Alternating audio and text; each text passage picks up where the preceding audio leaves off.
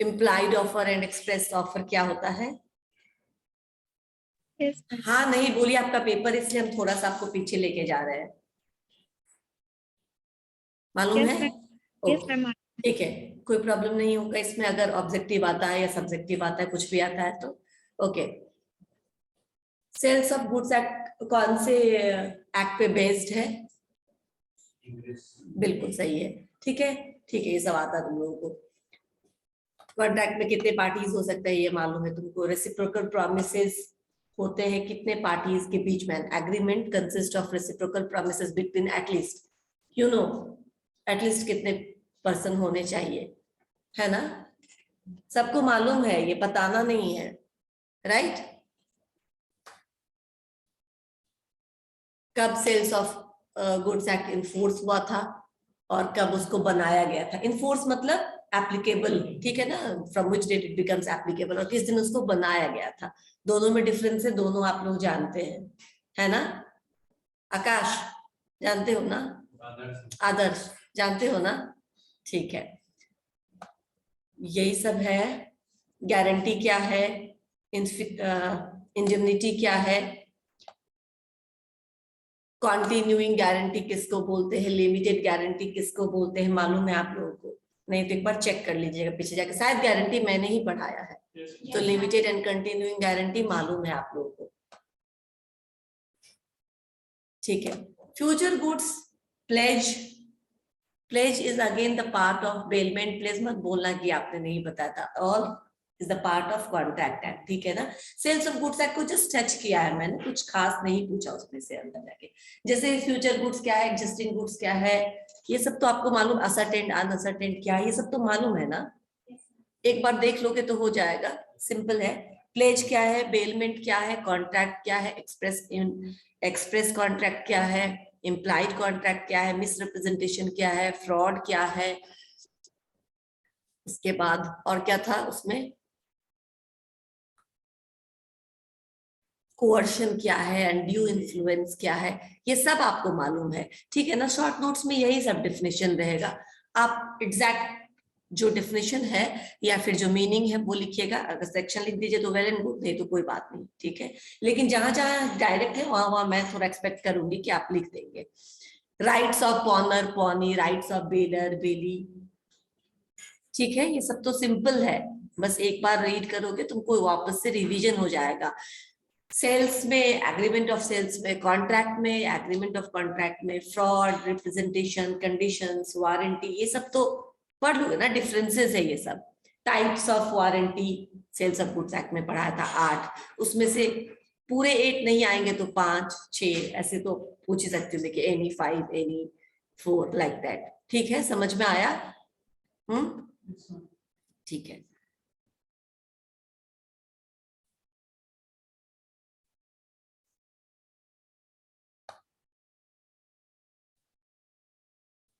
पर देख लेती हूँ, और तो कुछ नहीं। क्वेश्चन को थोड़ा ध्यान से पढ़ना। गुड्स डिफाइन कर सकते हो, बेलमेंट डिफाइन कर सकते हो, स्पेसिफिक ऑफर क्या है ये डिफाइन कर सकते हो ना? What is a specific offer, ठीक है। जो स्पेसिफिक पर्सन से किया जाए वो स्पेसिफिक ऑफर, जो पब्लिक के लिए इंटायरली किया जाता है वो। कोई है क्या, स्टूडेंट है क्या? बुला लो, आ जाओ। हाँ क्या, जो बहुत शॉर्ट टाइप है, देखो मेरे ख्याल से इस बार लॉन्ग आंसर 2 ही लिखना है आपको, 10-10 नंबर का, और 6 नंबर का रहेगा क्या? देखो 10 उधर, 20 इधर, 20 10 30, और 5 आपको अटेम्प्ट करना पड़ेगा, 6 मार्क्स के। तो 6 मार्क्स के 6 मार्क्स लाइक तो लिखना ही पड़ेगा। ऑब्वियसली मैंने बहुत सिंपल सिंपल पूछा है, तो बहुत ज्यादा नहीं लिखना है, जो उसका एसेंस है वो जरूर लिखना है। ज्यादा आप चाहते हैं तो डायग्राम बना दीजिए, या फिर गुड्स क्या है तो गुड्स डिफाइन करके क्या क्या एक्सेप्शनल नहीं है और क्या क्या है वो तुम लिख सकते हो, दैट्स इट, ठीक है ना? बहुत ज्यादा स्टोरी नहीं करना है कि 6 नंबर में बहुत ज्यादा लिखना है, जो पूछा जाए वही लिखना है। बेलमेंट क्या है तो बेलमेंट डिफाइन करके एक एग्जाम्पल या एक केस कोट कर सकते हो गया, ठीक है। अब बेलमेंट में पूरी स्टोरी थोड़ी नहीं लिखना है, 6 नंबर का है तो बेलमेंट में सब कुछ थोड़ी ना। बेलमेंट एग्जैक्टली क्या होता है उसका एक केस लिख दोगे, मीनिंग लिख दोगे, कोई एक एग्जाम्पल या केस उसमें कवर हो जाएगा, आप उसको डिफाइन कर देना, दिस इज बेलमेंट। ठीक है, अगर ऐसा क्वेश्चन आता है तो राइट। गुड्स क्या है तो वही लिख दोगे। स्पेसिफिक ऑफर बिल्कुल 4 लाइन का होगा, ठीक है ना, बहुत ज्यादा उसमें कुछ लिखना नहीं है आपको, एक एग्जाम्पल आप दे सकते हो उसमें। कॉन्टिजेंट कॉन्ट्रैक्ट आया, वैगरिंग आया, आपको मालूम है, ठीक है ना, कॉन्टिजेंट कॉन्ट्रैक्ट क्या है, उसमें भी एक केस दे देना है या एक एग्जांपल देना है। अगर केस कुछ ना याद आए तो आप एग्जांपल दे दीजिएगा, केस याद होता है तो बहुत अच्छी बात है, केस डाल देना, ठीक है ना। उसके बाद वही ये क्वेश्चन, जितने भी मैंने डिफरेंसेस बताए हैं वो सारे पढ़ लेना, और जो implied and express conditions and warranty है ना उसको पढ़ लेना, सेम सब हो जाए, दैट्स इट, इससे ज्यादा कुछ नहीं है।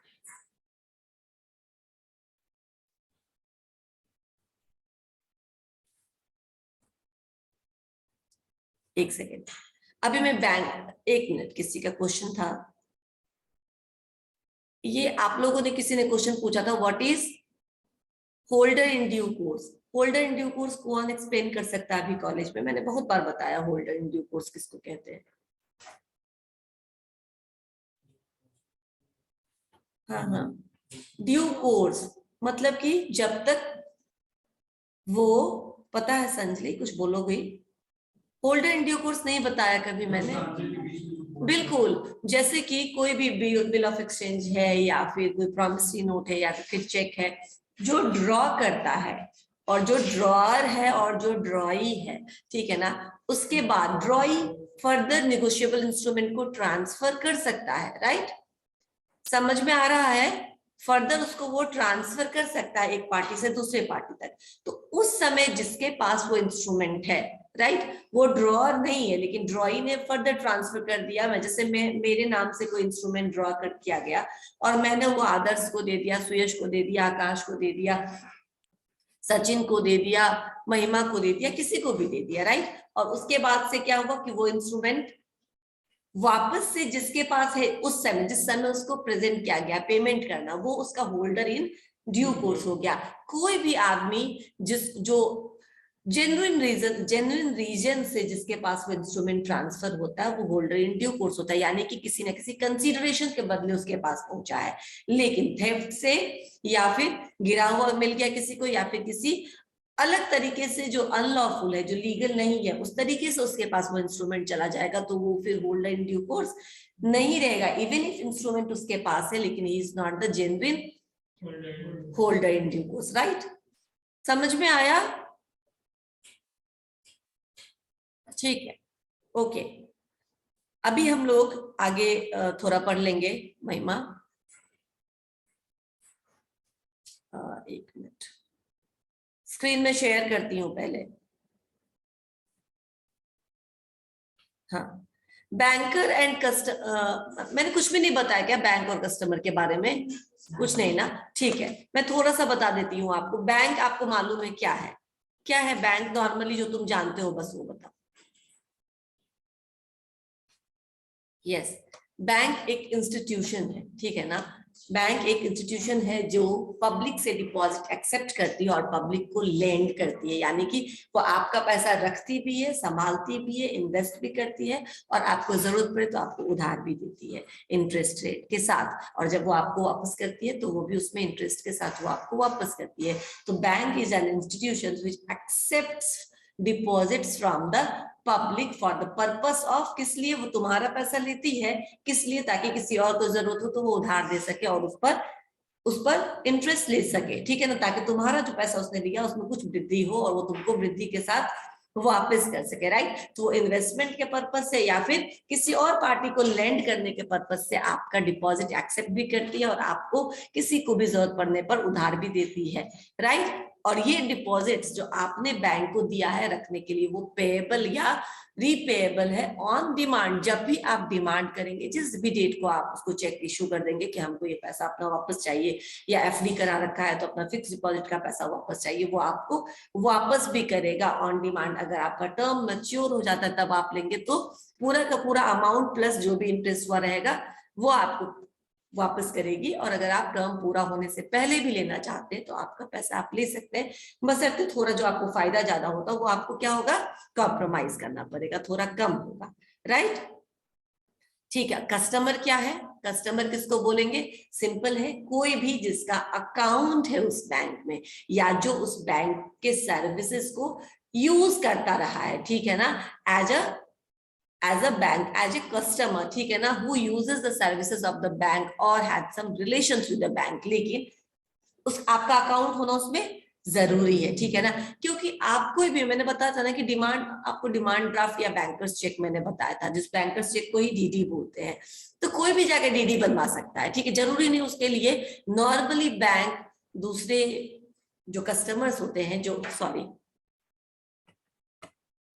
हाँ, नॉर्मली बैंक जो कस्टमर्स नहीं होते उसको ज्यादा वो नहीं करती है, मतलब शेयर हो रहा है ना पीछे, ठीक है, उसको ज्यादा प्रमोट नहीं करती है, क्यों, क्योंकि वो भीड़, मैंने कहा था ना कि वो भीड़ को डाइवर्ट करना चाहते हैं, उनको वैसे कस्टमर चाहिए जिनसे उनको प्रॉफिट हो रहा है, आपका तो कुछ काम नहीं, आप तो जाएंगे उसको 50 रुपए या जो भी लगेगा उसको डीडी बनाने में वो दे देंगे और पैसा दे देंगे और वो आपको डीडी बना करके दे देगा, आपका काम हो जाएगा, लेकिन बैंक का कुछ बिजनेस उसमें खास नहीं होता है, ठीक है ना, तो वो इसीलिए इन सब चीजों को बोलते हैं कि नहीं, आपका अकाउंट, बहुत सारे बैंक आपको बोलेंगे आपका अकाउंट नहीं है तो हम आपका डीडी नहीं बना सकते, आप उसी अकाउंट बैंक से अपना डीडी बनवा सकते हैं जहां आपका अकाउंट है, लेकिन कहीं से भी बना सकते हैं, ठीक है ना, वो आपको ये सब नियम कानून बता देते हैं सो दैट कि वो आपको अवॉइड कर सके, ठीक है ना, आप पे टाइम नहीं दे सके, वो इससे अच्छा कहीं और इन्वेस्टमेंट का कोई बड़ा मोटा क्लाइंट आएगा उसको कुछ इन्वेस्टमेंट कर देगा, राइट, इसलिए वो नॉर्मली पैनल्स बने होते, कस्टमर का बैंड बना होता है, A band, B band, C band, D band, तो जो टॉप कस्टमर्स होते हैं उनको एंटरटेन करते हैं वो, ताकि उनको वहां से कुछ इन्वेस्टमेंट मिले, कुछ अच्छा कस्टमर मिले, दैट्स इट, नहीं तो आप बनवा सकते हैं, तो सिर्फ अगर आप इस पर्पस के लिए जाते हैं बैंक में कि अपना डीडी बनवाना है तो आप उसके कस्टमर नहीं है, ठीक है ना, you are not using the all the services on a continuous manner, बस आप one time to time visit करते हैं, आपका अगर अकाउंट है तो आपका यूज अकाउंट है भी, तो भी आप अकाउंट खोल करके सोए हुए हैं, तो भी आप उसके अच्छे कस्टमर नहीं है, राइट, आपका अकाउंट है उस बैंक में और आप उसको नियमित रूप से यूज करते हैं, यानी कि कुछ ना कुछ उसमें डालते हैं या कुछ ना कुछ उसमें से विड्रॉ करते हैं, ठीक है ना, उसके बाकी जो सर्विसेज है जैसे कि सेविंग अकाउंट्स है, एटीएम है, क्रेडिट कार्ड है, बाकी जो उनके सर्विसेज है उसको भी आप क्या करते हैं, अवेल करते हैं, यूज करते हैं, then you become the customer of the bank, ठीक है। In order to be called a customer the following, मैंने कहा ना कि सब कुछ सिर्फ अकाउंट होने से भी या फिर सिर्फ उसके सर्विसेज को यूज करने से आप उसके कस्टमर नहीं बन जाते, आपको कुछ कुछ कंडीशन से जो फुलफिल करना पड़ेगा, जिसमें पहला है opening an account with the banker, banker यानी बैंक, उस बैंक के साथ आपका अकाउंट होना चाहिए, the customer should open an account with the bank, the account में भी कैसा भी अकाउंट हो सकता है, सेविंग अकाउंट हो, करेंट अकाउंट हो, जो भी हो, लेकिन टर्म डिपॉजिट हो, एफडी हो, टर्म डिपॉजिट हो, कुछ भी हो, लेकिन इस तरह का कोई अकाउंट आपका होना चाहिए बैंक का, तो आप कस्टमर होंगे। और क्या होना चाहिए, एंटिसिपेशन ऑफ रेगुलर डीलिंग्स, यानी रेगुलरली आप उसमें से कुछ ना कुछ उसका बिजनेस कर रहे हैं, कुछ रख रहे हैं, कुछ विड्रॉ कर रहे हैं, कोई दूसरा सेविंग्स में कुछ सेव कर रहे हैं, एफडी कर रहे हैं, उसका क्रेडिट कार्ड ले रहे हैं, कुछ भी ऐसा कर रहे हैं, आप रेगुलर डीलिंग में बने हुए हैं, और डीलिंग किस नेचर का होना चाहिए, बैंकिंग नेचर का होना चाहिए, यानी कि आपने सिर्फ चेक इशू कर दिया तो वो क्या हो जाएगा, ओकेजनली आप चेक इशू कर रहे हैं, आप ओकेजनली डीडी डिमांड ड्राफ्ट बनवा रहे हैं, तो ये भी आपको, मैंने कहा ना, ये कस्टमर नहीं होगा, आपका जो डीलिंग्स होना चाहिए बैंक के साथ वो बैंकिंग नेचर का होना चाहिए, यानी कि in cashing a cheque issued by any other customer, मतलब मुझे बैंक ने, मुझे कॉलेज से चेक मिला और मैंने उसको इनकैश कर लिया, तो क्या मैं उसकी कस्टमर हो गई, नहीं ना, कस्टमर कौन हुआ, जो कॉलेज हुआ ना, क्योंकि कॉलेज का अकाउंट है उसके पास, मैंने तो सिर्फ चूंकि मुझे बेयरर चेक मिला मैंने इनकैश करा लिया, तो I am not the customer, right, इसीलिए वो कस्टमर नहीं कहलाएगा, बैंकिंग नेचर का डीलिंग्स होना चाहिए, वही इन्वेस्टमेंट करने का और या फिर लोन लेने का, जिससे उसको फायदा हो रहा, आपका भी रेगुलर काम होता रहे, वैसे को ही कस्टमर बोलेंगे, यानी 3 बात मैंने कहा, अकाउंट होना जरूरी है, अकाउंट से रेगुलर डीलिंग्स होना चाहिए, और डीलिंग्स कैसा, तो बैंकिंग नेचर का, जस्ट बैंकिंग नेचर का, यानी कुछ इन्वेस्टमेंट कर रहे हैं, कुछ ले रहे हैं उससे, राइट, उनके दूसरे दूसरे प्रोडक्ट्स में भी इन्वेस्ट कर रहे हैं आप, इस तरीके का होगा तो आप कस्टमर बनेंगे उसके। ठीक है, ठीक है। अब बैंक और कस्टमर के बीच में क्या क्या रिलेशन हो सकता है? सबसे तो पहले डेटर एंड क्रेडिटर का रिलेशन है। अच्छा बताओ, डेटर कौन होगा और क्रेडिटर कौन होगा? बिना पढ़े बताओ, स्क्रीन पे जो भी है उसको बिना पढ़े बताओ। या डेटर कस्टमर होगा और क्रेडिटर बैंक होगा, सबको यही लगता है या किसी का अपना भी कुछ मत है? संजलि सोचो।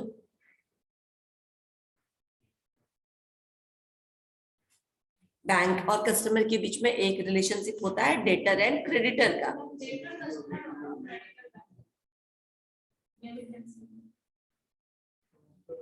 आदर्श, वेरी गुड, दोनों होगा। किसने बोला ये आंसर? बिल्कुल दोनों होगा, खुशी और संजलि दोनों होगा, क्योंकि मैंने आपको पहले लाइन में बताया था कि बैंक आपका पैसा लेती भी है और देती भी है। तो जब आपका पैसा बैंक ले रही है तो वो क्या हो जाएगा? डेटर, ठीक है ना। और जब वो आपको दे रही है तो क्या हो जाएगा? क्रेडिटर। इसी तरह आप क्या करते हैं? देते भी हैं और लेते भी हैं। तो जब आप डिपॉजिट कर रहे हैं तो आप क्या हो जाएंगे? क्रेडिटर, ठीक है ना। और जब आप ले रहे हैं तो आप हो जाएंगे डेटर। तो ये रेसिप्रोकल है, दोनों ही पार्टीज किसी टाइम में डेटर हो जाता है और किसी टाइम में क्रेडिटर हो जाता है। देखो, on the opening of an account the banker assumes the position of a debtor. Bank debtor हो जाता है क्योंकि आप बैंक के अकाउंट में पैसे डाल रहे हो, बैंक को पैसा दे रहे हो। A depositors remains a creditor of his banker so long as his account carries a credit balance. यानी कि जब तक आपके अकाउंट में पैसा है तब तक क्या हो जाएगा? आप क्या रहेंगे? क्रेडिटर, और बैंक रहेगा डेटर। लेकिन अगर आपने ओवरड्रॉ कर लिया, यानी आपने अकाउंट में 5 लाख जमा किया, लेकिन ओवरड्रॉ की फैसिलिटी होती है ना, देते हैं ना वो, अगर आपने 6 लाख ले लिया तो 1 लाख का क्या हो गया? आप पर लोन हो गया, तो उस समय कस्टमर डेटर हो जाएगा और बैंक क्रेडिटर हो जाएगा। या फिर आपने सिर्फ लोन लिया है, राइट, तो आप क्या हो जाएंगे? डेटर और बैंक क्रेडिटर हो जाएगा। तो ये रिलेशनशिप क्या है? The relationship with the customer is reverse as soon as the customer account is overdrawn. जब भी वो अपने अमाउंट से ज्यादा पैसा लेता है बैंक से, उसका मतलब है कि ये रिवर्स हो जाएगा रिलेशनशिप, ठीक है ना। उस समय डेटर एंड क्रेडिटर का रोल चेंज हो जाएगा। So banker becomes a creditor to the customer who has taken a loan. वैसे कस्टमर्स के लिए बैंकर हो जाएगा क्रेडिटर जिसने लोन लिया है, और बैंक हो जाएगा डेटर वैसे के लिए जिसने उसमें पैसा जमा किया है। क्लियर? कोई कंफ्यूजन नहीं? ऑनलाइन स्टूडेंट्स, तो एक रिलेशनशिप होता है डेटर एंड क्रेडिटर का जो vice versa depends upon who gives, right. जो देता है वो क्रेडिटर और जो लेता है वो डेटर। इसमें दोनों ही तरफ से होते रहता है। बैंकर एज ट्रस्टी, कैसे बैंकर ट्रस्टी है? क्योंकि वो आपके वैल्यूएबल्स को संभाल के रखती है, आपके बदले में वो क्या करती है? उसको संभाल के रखते हैं। Ordinarily a banker is a debtor of his customer in the report of the deposit made by the letter, but in certain circumstances he acts as trustee also। यानी कि जब आप उसमें पैसा देते हैं तो वो आपका डेटर हो जाता है, लेकिन certain circumstances में वो ट्रस्टी की तरह काम करता है अपने कस्टमर के लिए। ट्रस्टी नॉर्मली किसको बोलते हैं? जो आपके असेट्स को, आपके मनी को संभाल के रखे, आपके बदले में वो सारे काम करे जिससे वो ठीक रहे, ठीक है ना। Functions for the benefit of some other person called the beneficiary. यानी कस्टमर क्या हो जाएगा यहाँ पे? बेनिफिशियरी। आपके बेनिफिट के लिए वो क्या करता है? आपके पैसे को या आपके जो भी वैल्यूएबल्स उसको संभाल के रखता है। If the customer deposit securities और other values with the bank for the safe custody, ठीक है ना। हम रखते हैं ना सेफ कस्टडी के लिए, बहुत सारे डॉक्यूमेंट्स भी रख देते हैं, प्रॉपर्टी का डॉक्यूमेंट्स होता है, सिक्योरिटीज होता है, वो सब रख देते हैं ताकि घर में सेफ रहे, ठीक है। तो उस समय वो क्या हो जाता है? आपके बेनिफिट के लिए वो आपके प्रॉपर्टी को अच्छे से रख रहा है, संभाल के रख रहा है, तो उस समय वो क्या हो जाएगा? ट्रस्टी हो जाएगा। तो बैंक कभी कभी ट्रस्टी का भी रोल करती है। And banker as an agent, bank कब एजेंट का काम करेगी? कौन बता सकता है? एजेंट मतलब आपके कहने पर, आपके अनुसार उसने कोई काम किया, तो बैंक कब एजेंट हो जाता है? जब आपके कहने पर वो किसी और आदमी को पैसा दे रहा है, ठीक है ना। यानी कॉलेज ने गाइड किया बैंक को, डायरेक्ट किया चेक के थ्रू कि आप सोनी को पे कर दीजिए, तो क्या कर रहा है? एज ए मिडिल मैन अपने ओनर के बिहाफ में बैंक काम कर रहा है, समझ में आया? तो वो एजेंट हुआ ना कस्टमर का, उस समय अपने कस्टमर का वो एजेंट के रूप में काम कर रहा है। तो sometimes banker also acts as agent. A banker acts as an agent for his customer and performs a number of agency functions for the convenience of customer. क्या क्या? एक तो आपका पैसा वो आपकी डायरेक्शन पे, आपके डिमांड पे, आपके दिए गए ड्रॉई को पे कर रहा है, राइट? उसके बाद आपके बिहाफ में चेक कलेक्ट कर रहा है। मान लो कलेक्टिंग में, मैंने कहा था ना क्लियरिंग में बहुत सारे चेक जाते हैं, तो उसको कलेक्ट करके क्लियरिंग में पहुंचाएंगे तब, तो चेक कलेक्ट कर रहा है। और भी बहुत सारे जो आपके डायरेक्शन, आपके पैसे को क्या कर रहा है, आपके प्रॉफिट के लिए इन्वेस्ट कर रहा है ना? म्यूचुअल फंड्स में कर रहा है, एसआईपी में कर रहा है, करता है ना? वो सब क्या काम है? वो सब एजेंट का काम है, राइट? क्लियर? अभी और समझाना पड़ेगा इसको या फिर क्लियर है? ठीक है। ऑनलाइन स्टूडेंट्स, यस क्लियर है? ठीक है। मैंने कहा बैंक 3 तरीके से काम करता है, as an agent, as a trustee and debtor and creditor both, ठीक है ना? तो सर्कमस्टांसेस पे डिपेंड करता है कि वो समय क्या है। Liabilities of the bank, liabilities यानी रिस्पॉन्सिबिलिटीज बैंक की क्या क्या है? कुछ रिस्पॉन्सिबिलिटीज है जो बहुत नॉर्मल रिस्पॉन्सिबिलिटी, और कुछ कुछ बहुत मेजर रिस्पॉन्सिबिलिटीज है, हम लोग उसको भी डिस्कस करेंगे। सबसे पहले liability to honour customers cheque, यानी कि कस्टमर का जो चेक है जो फिर बिल्कुल लॉफुल तरीके से दिया गया, बिल्कुल डेट सही है उस पे, सिग्नेचर सही है उस पे, अमाउंट सही है उस पे, कहीं कोई उस पे प्रॉब्लम नहीं है, तो जो सही चेक है उसको डिसऑनर नहीं कर सकता है बैंक, उसको ऑनर करना बैंक की जिम्मेदारी। ऑनर समझ में आ रहा है? यानी पेमेंट करना। डिसऑनर मतलब नहीं पेमेंट किया। डिसऑनर आप तभी कर सकते हो या तो उनके अकाउंट में पैसा नहीं है, या फिर चेक पे कोई डिस्क्रिपेंसी आपको नजर आ रही है। डिस्क्रिपेंसी मतलब कुछ गलत नजर आ रहा है आपको, ठीक है? डेट मैच्योरिटी से, सॉरी मैच्योरिटी के बाद का डेट है उसमें, या फिर जिस दिन ड्रॉ किया गया उससे, मान लो पोस्ट डेटेड चेक है तो जो डेट डाला हो उससे पहले आप लेके चले जाते हैं, तो प्री डेटेड चेक भी वो आपको नहीं देगा ना। मान लो 20 तारीख का, 20 जनवरी 2011 में हमको कोई चीज, या 2022 में हमको लेना है और हम 19 जनवरी को ही प्रेजेंट करते, तो बैंक देगा पैसा नहीं, क्योंकि बैंक के लिए तो जो डेट है उसी डेट को चेक बना है। ये सब तो क्लियर है आप लोगों को? ठीक है। तो ये ऑनर करना वो करेगा, बैंक लायबल है इसको ऑनर करने के लिए। To hold the banker for wrongful dishonour following conditions must be satisfied. अगर आप बैंक को अनलॉफुल या फिर रॉन्गफुल डिसऑनर के लिए आप रिस्पॉन्सिबल करना चाहते हैं, तो ये सारी चीजें रहेंगी, तभी आप बोल सकते कि ये रॉन्गफुल डिसऑनर था, यानी बैंक का राइट नहीं था पेमेंट नहीं करने का, लेकिन उसने नहीं पेमेंट किया। क्या क्या होना जरूरी है? Customer should make a demand from the bank. सबसे पहले तो आपने प्रेजेंट किया आपने चेक को बैंक के पास, तभी तो वो आपको पेमेंट करेगा। अगर आपने प्रेजेंट नहीं किया तो उसने पेमेंट नहीं किया तो उसकी कोई गलती नहीं है, राइट? तो डिमांड फ्रॉम द बैंकर, आपको बैंकर से डिमांड करना पड़ेगा through issuing a cheque and presenting the cheque, right? तभी आप डिमांड के, तभी बैंक को पता चलेगा कि पेमेंट करना है। The demand should be made in proper manner, यानी कि वर्किंग आवर के बीच में होना चाहिए, right? Sign, date, signature, amount जो भी उस पे लिखा होना चाहिए वो सब मेंशन है उस पे, यानी प्रॉपर मैनर में आपने डिमांड को प्रेजेंट किया है। There should be enough balance, यानी बैलेंस भी है आपके अकाउंट में, तभी वो पे करेगा। And then there should not be any legal hurdles. Legal hurdles में मैंने एक बार आपको बताया था कि अगर कोर्ट ने, मान लो कोर्ट ने स्टॉप पेमेंट करा दिया, किसी ने स्टॉप पेमेंट करा दिया, या कोर्ट ने आपका इसको सील कर दिया अकाउंट को, चूंकि क्योंकि केस है, आप किसी का अपना फुलफिलमेंट नहीं कर रहे हैं, प्रॉमिस तो कभी कभी बैंक करती है, कोर्ट आपको आदेश देती है कि इसका पेमेंट नहीं करने के लिए, तो अगर कोई ऐसा लीगल हर्डल नहीं है तो भी पेमेंट नहीं किया, राइट, तो फिर वो रॉन्गफुल डिसऑनर हो जाएगा। यानी रॉन्गफुल डिसऑनर प्रूफ करने के लिए चारों कंडीशंस सेटिस्फाइड होने चाहिए, यानी कि कोई भी लॉफुल आपको हर्डल्स नहीं है, ठीक है ना, कोई हर्डल नहीं है, कोर्ट ने कोई ऑर्डर नहीं दिया आपको रोकने के लिए उस अकाउंट में से, राइट?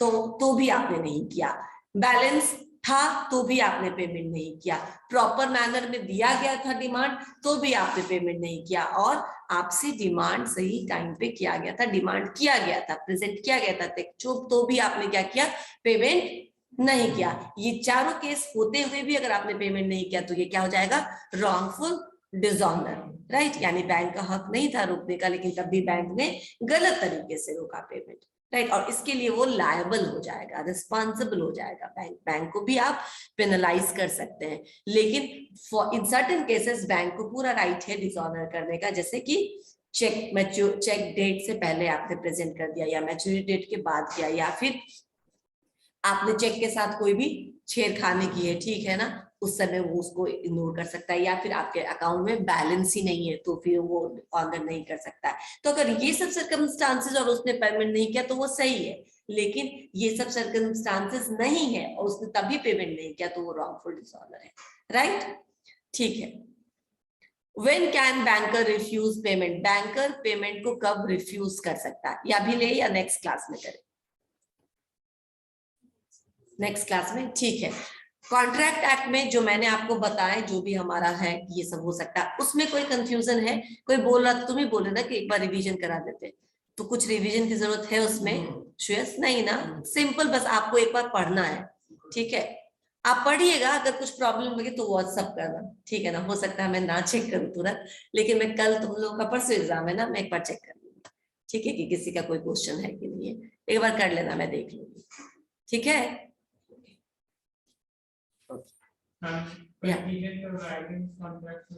कॉन्टिंजेंट एंड वैगरिंग कॉन्ट्रैक्ट क्या होता है मैं बताती हूँ। कॉन्टिंजेंट कॉन्ट्रैक्ट होता है वो लॉफुल कॉन्ट्रैक्ट होता है, wagering contract is not lawful contract, क्योंकि कॉन्टिंजेंट कॉन्ट्रैक्ट का पर्पस होता है कि हाँ मैं इसको करूंगा when certain events of future happened. मैं आपको बताती हूँ, इंश्योरेंस मैंने बताया था कॉन्टिंजेंट कॉन्ट्रैक्ट का एग्जाम्पल है, तुमने हेल्थ इंश्योरेंस लिया, मान लेते हैं, तो हेल्थ इंश्योरेंस में क्या है, लॉफुल है ना, आपको हॉस्पिटलाइजेशन की जरूरत पड़ेगी, आप बीमार होंगे और आपको हॉस्पिटलाइजेशन की जरूरत होगी, या आपको ज्यादा पैसे खर्चे की जरूरत करनी पड़ेगी, तो आपने जो अपना मेडिक्लेम लिया है उससे आप क्या कर सकते हैं, अवेल कर सकते हैं बेनिफिट, यानी कि आप बरसों बरसों जमा कर रहे मेडिक्लेम, लेकिन आप बीमार नहीं हो रहे, तो आप किस बेसिस पे वो आप इंश्योरेंस अमाउंट से मांगेंगे?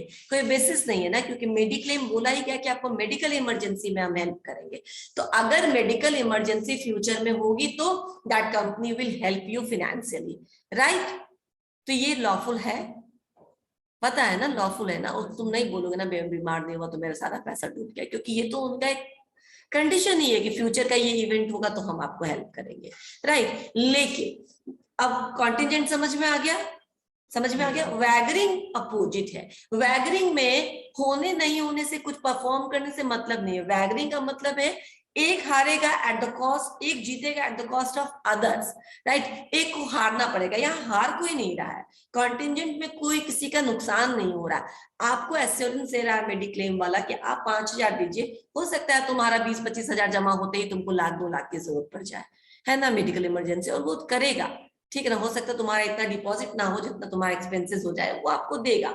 लेकिन कॉन्टिजेंट में क्या है, आपका पर्पस है हारना या जीतना, कुछ प्रॉमिसेस फुलफिल नहीं करते, जैसे कि मैंने आपको बताया था कि मान लो हम सट्टाबाज बोलते हैं, ठीक है ना, बेटिंग बोलते हैं, उसमें कुछ रहता है नहीं, इंडिया जीतेगा तो किसी एक पार्टी को देना पड़ेगा, पाकिस्तान हारेगी तो एक पार्टी देगा, और इंडिया जीतेगा तो दूसरा, सॉरी दोनों ही केस में मैं इंडिया को ही जिता रही हूँ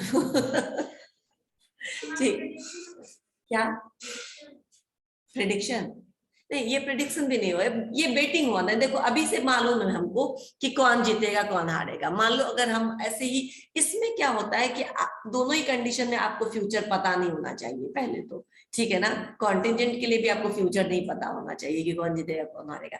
इसमें क्या होगा कि आपको एक हारा तो दूसरा को देना पड़ेगा, ठीक है ना, दूसरा हारा तो पहले को देना पड़ेगा, यानी किसी न किसी पार्टी का नुकसान होना ही होना है वैगरिंग में। तो वैगरिंग इज जस्ट लाइक जुआ, ठीक है ना, जो अनलॉफुल है, क्योंकि आपको क्या है, आपको कुछ परफॉर्म नहीं करना पड़ रहा है, आपने क्या किया, सट्टा लगाया और कोई एक जीता तो दूसरे को हारना है, कोई दूसरा जीता तो पहले को हारना है, पर्पस कुछ परफॉर्म करने से तो है नहीं, है क्या? किसी ऐसे पर्सन में हो रहा है जो इवेंट से रिलेटेड नहीं है, वो इवेंट अलग है और यहाँ पे दोनों के बीच में ये जो लग रहा है, बिल्कुल ऐसे कंडीशन वो अलग है, बिल्कुल। वैगरिंग कॉन्ट्रैक्ट मतलब होता है, नहीं तो उसका पार्टी भी हो सकती हो, जुए का खुद पार्टी भी हो सकती हो, बट दैट्स अगेन क्या है, जुआ है, राइट, क्योंकि इसमें किसी ना किसी को हारना ही है, ये तो निश्चित है, तय है ना।